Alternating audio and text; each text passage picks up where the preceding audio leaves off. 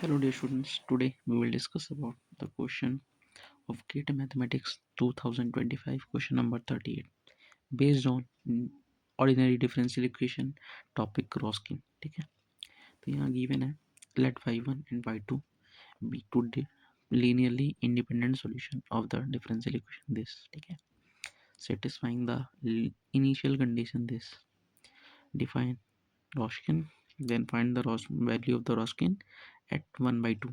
ठीक है, तो देखिए सिंपली हम जानते हैं, ठीक है, हाँ यहाँ दे रखा है रॉस्किन निकाल सकते हैं हम जीरो पे यहाँ से, क्योंकि यहाँ दे रखा है y1 जीरो दे रखा है, y2 जीरो दे रखा है, y1 डैश जीरो दे रखा है, y2 डैश जीरो दे रखा है।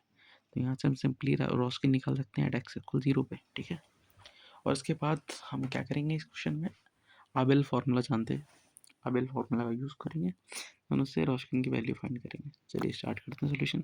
ठीक है, देखिए सिंपली क्वेश्चन में दिया हुआ था कि रॉस्किन ऐसे डिफाइंड है। ठीक है, तो हमने क्या किया, गिवन वैल्यूज़ का यूज़ करके रॉस्किन की एट एक्स इक्वल जीरो पे वैल्यू फाइंड कर ली, जो कि होती है 1, निकल के आ गई। ठीक है, अब देखिए जो रॉस्किन होता है, रॉस्किन का फार्मूला होता है आवेल फार्मूला, जो इस टाइप का होता है, डब्ल्यू एक्स इक्वल ए ई की power integration minus A one x upon A not x into D x, जहाँ डिफरेंशियल इक्वेशन इस टाइप की होनी चाहिए। ठीक है, तो हमने क्या किया, हमने कंपेयर करके A naught A one A two की वैल्यू निकाल ली। ठीक है, इससे हमने रॉस्किन फाइंड कर लिया। देन क्या किया, रॉस्किन फाइंड किया, जो कि होगा डब्ल्यू एक्स इक्वल ए ई की पावर 1/2।